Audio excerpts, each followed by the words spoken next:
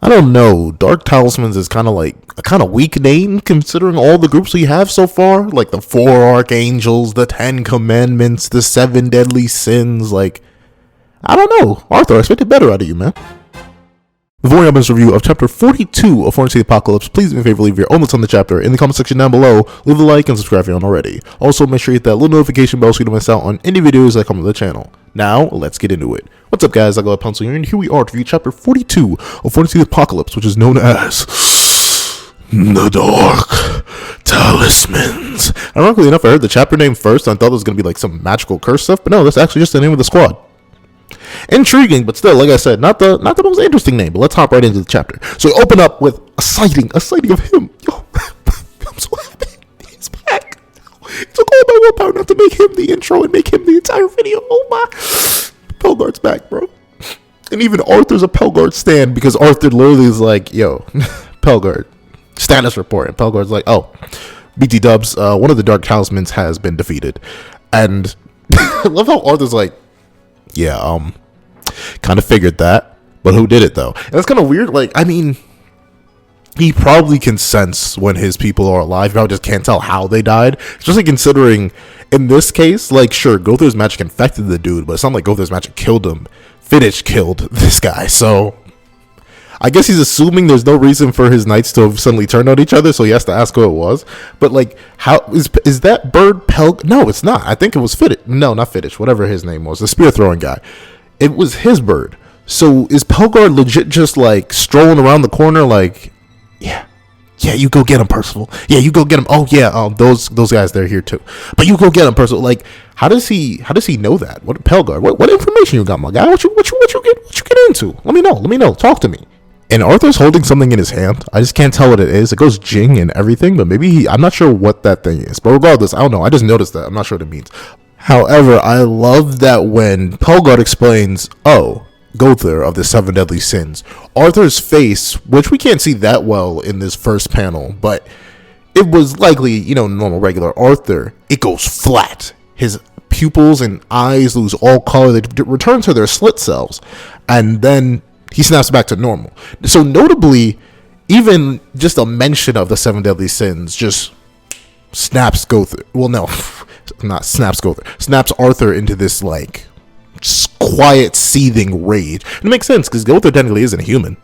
The only person I feel like Arthur may not have a problem with is Bond, but even then, Bond barely counts.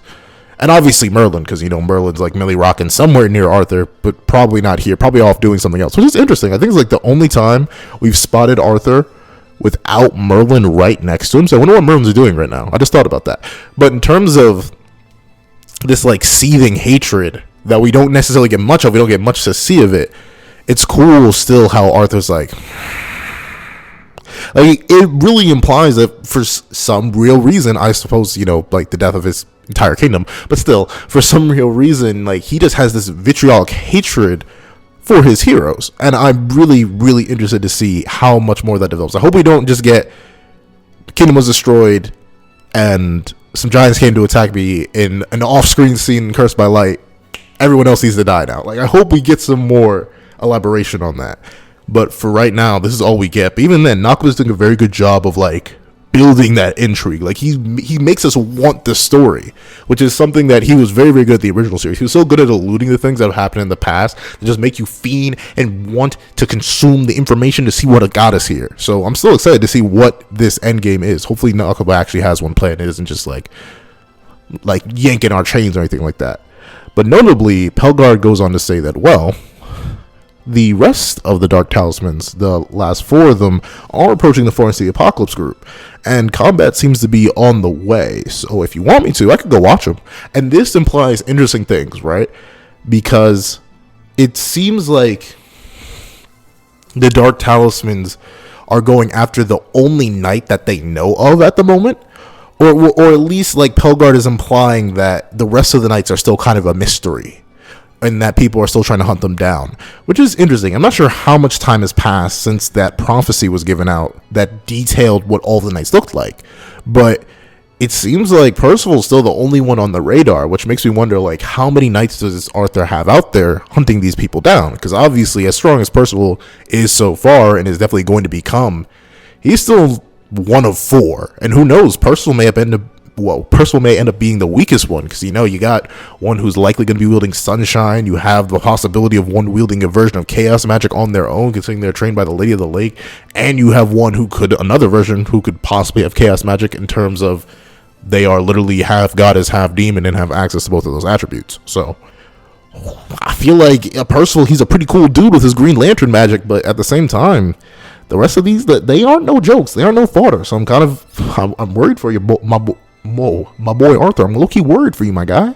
because you're kind of lacking. But we get to see that Arthur's like, hey, hold on a second. Like, I could let you go, like, observe them. That'd be nice. Obviously, you just told me which one of them died and who did it. But you think you could go help Ironside find my wife? Like, I greatly appreciate it if you did. I love how Arthur is so casual with I wonder who Pellegarde is, right? Because, like, I do put up this, like, veneer that Pellegarde is the best character ever. And I do think he is. He's amazing. I still love him. But it's interesting. Like, Ironside wanted to go after Percival still, but Arthur instantly shut that down. He was like, no, you're going to go search for my wife. You have a different job now, and you're going to go do it. Meanwhile, Pellegarde's like, actually, you know what? I don't really want to go search for your wife, considering I don't even think she's real yet. So, you know what? Let me go leave Ironside to that. I'll just go do what I want. And Arthur's like, yeah, sure, whatever. You go ahead. I don't know. I don't need constant reports. Just bring me good results. Now, notably, what does that mean? One, that's two things. One, it shows that Pellegarde is on a much looser leash than Ironside. And I think that's twofold. One, because no one really knows of Pellegarde's failure to capture one of the four knights. That's just something that slipped under the rug before they knew anything about the four knights' physical description. So he's good on that front. Meanwhile, Ironside had an explicit chance to end the four knights, or at least one of them, and just outright failed. And twofold, I wonder if it implies like a sort of power dynamic, because Arthur gives this freedom of choice to Pellegarde, and we saw that in their one quick little interaction, that while Ironside and Pellegarde may seem to be on cool terms, Ironside's low-key forward to Pellegarde. Ironside literally had his whole sword swing that was swung just casually blocked by Pellegarde's arm. So who knows? And notably, something that's interesting is that despite Arthur, at least in Ardbeg's flashback, wanting Ardbeg's power, he didn't necessarily say anything in terms of Ardbeg's death. Like, we see Arthur, but nothing's mentioned about Ard. And I wonder, see, this is a weird thing. I wonder if Arthur can, like, see, it's just because I read Bleach. I'm not going to lie to you. It's just because I read Bleach.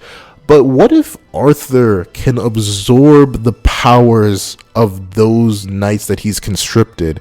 And that's why he knew the one of the Dark Talisman died, because he got their power back, or just got their power in general, but he didn't know how. It's just that he's able to reabsorb those abilities.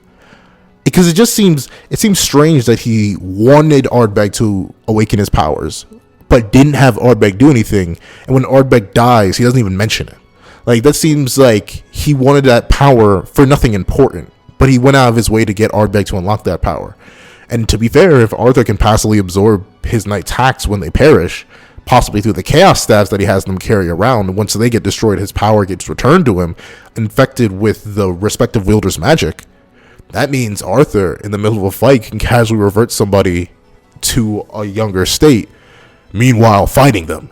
And that's kind of insane. You see, I'm making way too many leaps in logic, and I'm spending way too much time early on in the chapter.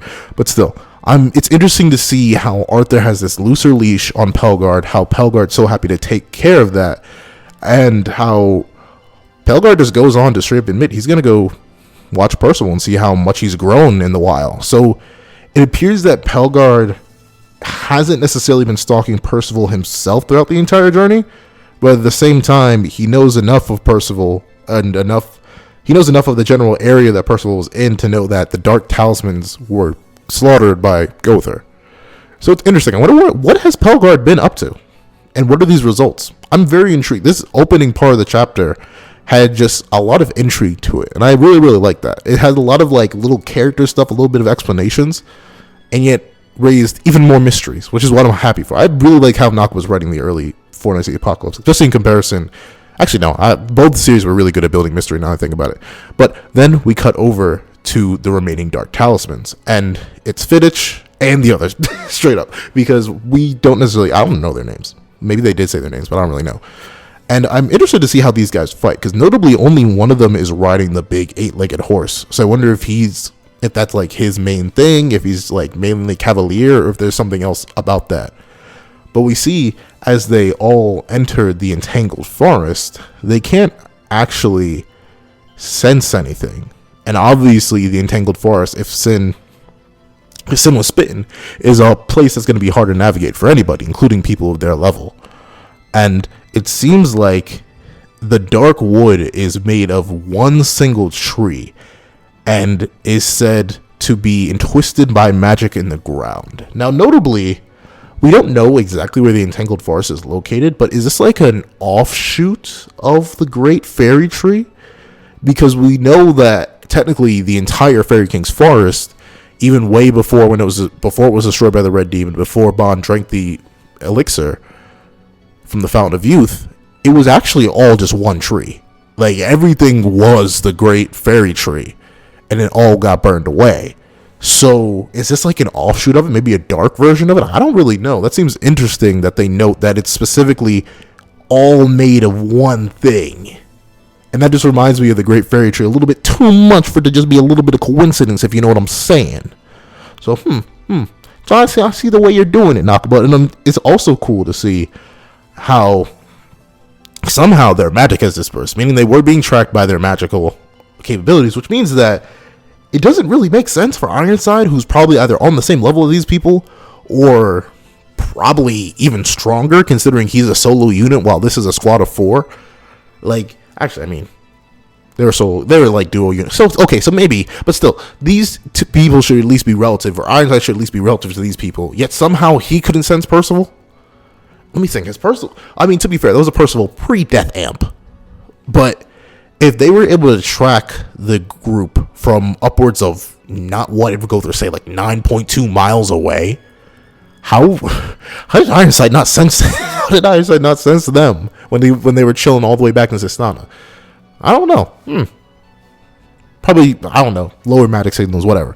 But then we get to see that the group are like, obviously this is a trap, right? Like, they just want us to split up. That's why they came in here, and they're likely going to jump us. And they were legit just like, everyone in the Dark Talismans is like, yeah, okay. And because, to be fair, they're right. They are, to be fair, a bunch of full-grown, experienced Holy Knights have been getting body bagged by this group, either by one person in Percival or the whole squad. So maybe y'all shouldn't be too confident. But at the same time, you're a named group. Meanwhile, we've just been running into random fodder Holy Knights. To be fair, they didn't win against all of them. They roundabout beat Ironside. PELLGARDE never lost, by the way. And now that I think about it, Talisker went down, Ardbeg went down. So yeah, to be fair, they have good reason to underestimate the group like this. And the group, the Dark Talismans, decide to be like, you know what, deuces, and they're all going to split up and go hunt down the gang. And they give themselves 10 minutes, interestingly enough. So they all plan to meet back there, and they just come with the heads of the targets. So they're all about that action.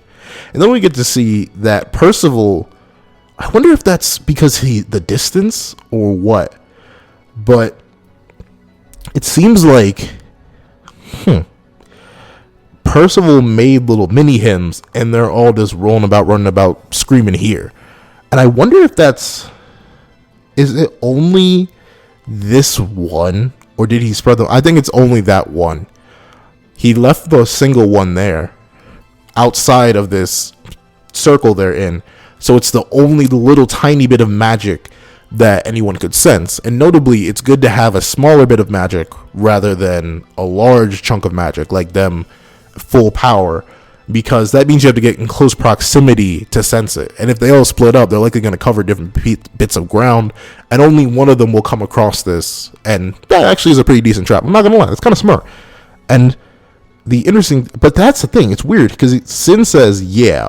Well, I forget, someone asked, but, yo, you really think they'll fall for this? And Sin goes, yeah, easy. All they can detect in this forest is the mini is the magic from the mini Percies, which implies that there are many Percivals all over the forest, which are meant to be like scapegoats, and then they have this one right next to them to draw someone in. Which, if it is the case, pretty cool, smart plan. I wonder, the Percival, like, to be fair, we don't know. Like, the little miniature Percivals are to some degree sentient, like they can go do their own thing without Percival directly commanding them.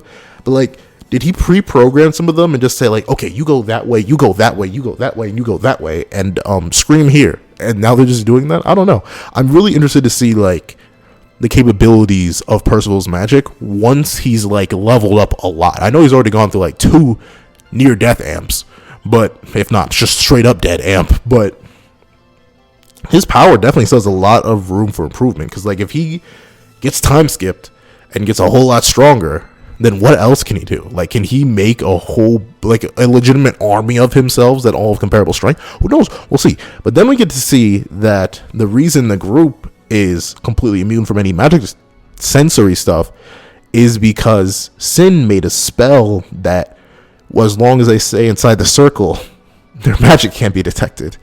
And this simultaneously reminded me of 2 things. Like, fun fact, when I draw, I do listen to YouTube videos. So I had like Overly Sarcastic Productions, whole Journey to the West playlist just in the background as I drew. So I was literally thinking, this reminds me of the circle Sun Wukong drew around the group, so they wouldn't get detected or attacked by monsters. But at the same time, that awoke an even more problem memory in me, where I thought of that anti-sea bear circle from SpongeBob, and that just made me die in laughter a little on the inside. I'm not gonna lie, that was a good tickle. But we see the person who taught Sin this particular spell, this particular diabolical ability, was the King of the Fairies a little bit ago. Now, here's the thing. Sin could entirely be capping here, and Nagaba could literally just be waving another red herring in front of her face, like the 15 other red herrings he's waving in front of her face. However, here's the thing. We know Lancelot returned at the end of the one-shot, 6 years later. I remember rereading the one-shot. He returned about 6 years later. Cool.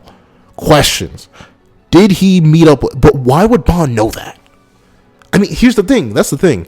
If this is Bond, he could have just gone and asked King. This is okay. Under the assumption that the statement is under the assumption that the statement that he learned it from the Fairy Kings is true, Bond easily could have just went and asked King for an anti-magic spell. Good.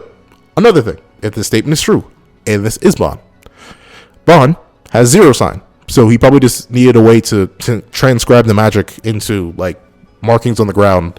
And bada bing, bada boom. He did it, but with a little bit of help from King. Bada bing, bada boom. Magic circle.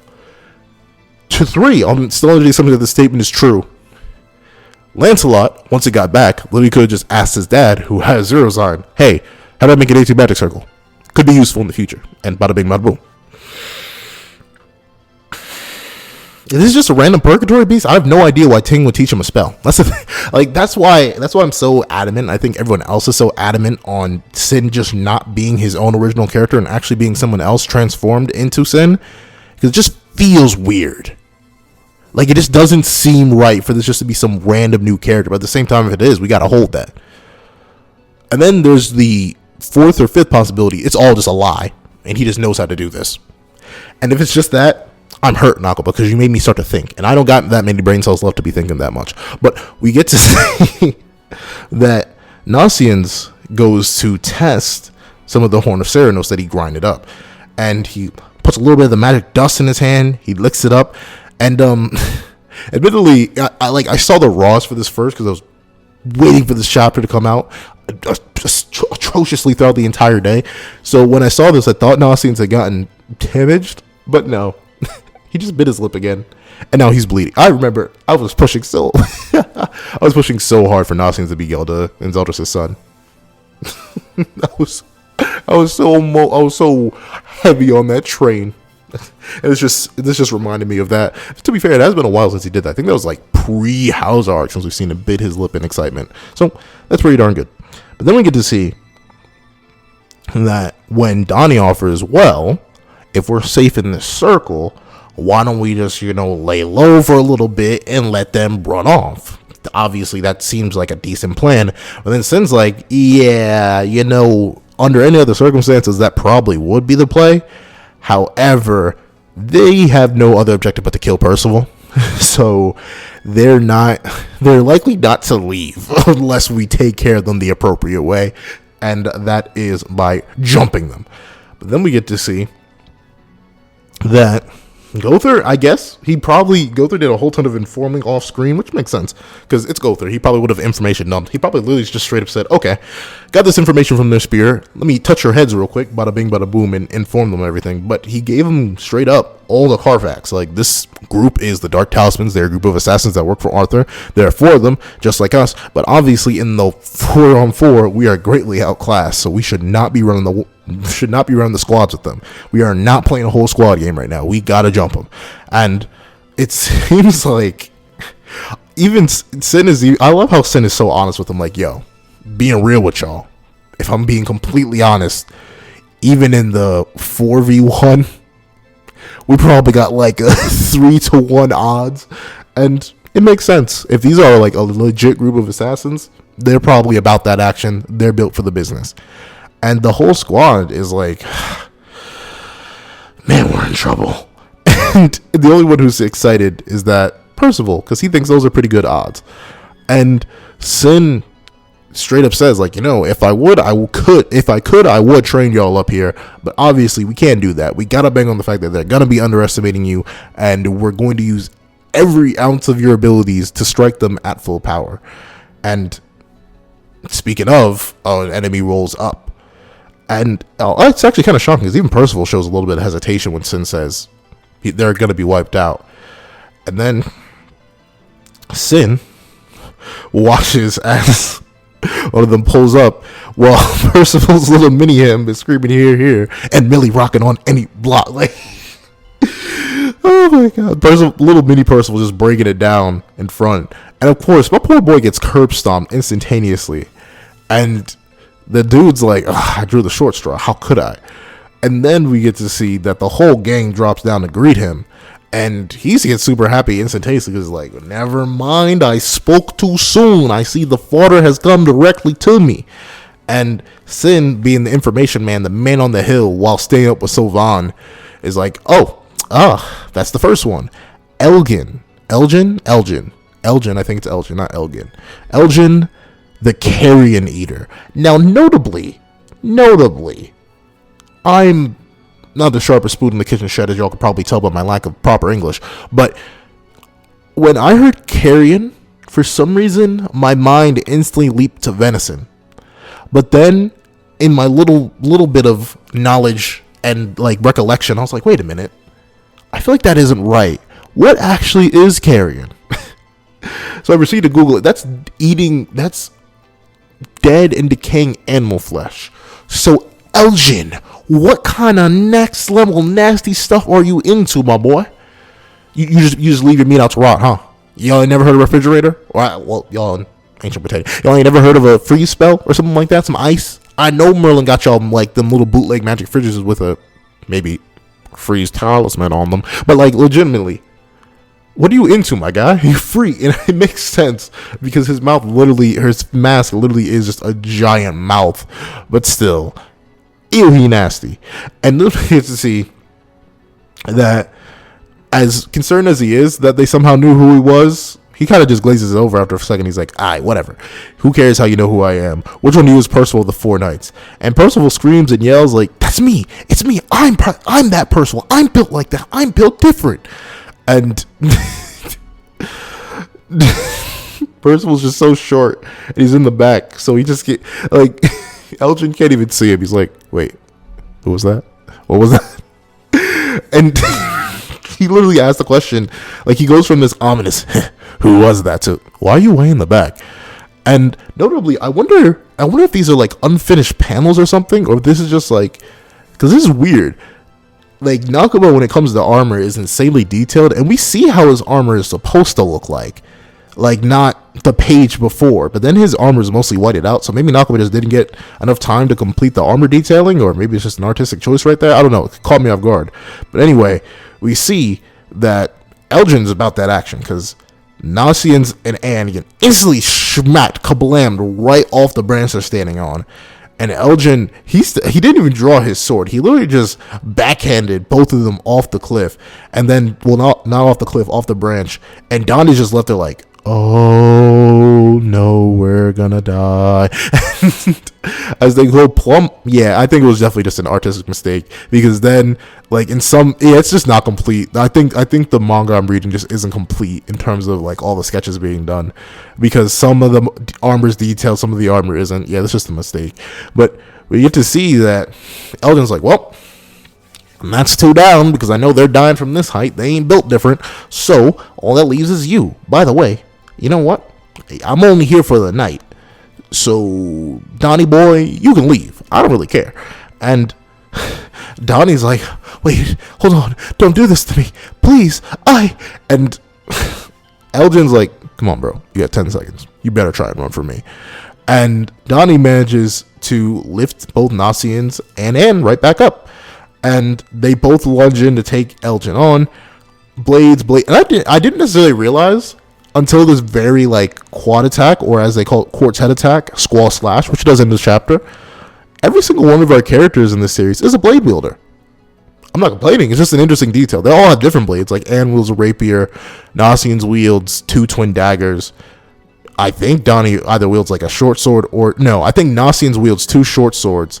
Meanwhile, Donnie wields a dagger, and Percival wields another short sword. But still, like, all of them wield similar bladed weapons, except all in their own unique ways. I think it's really, really cool.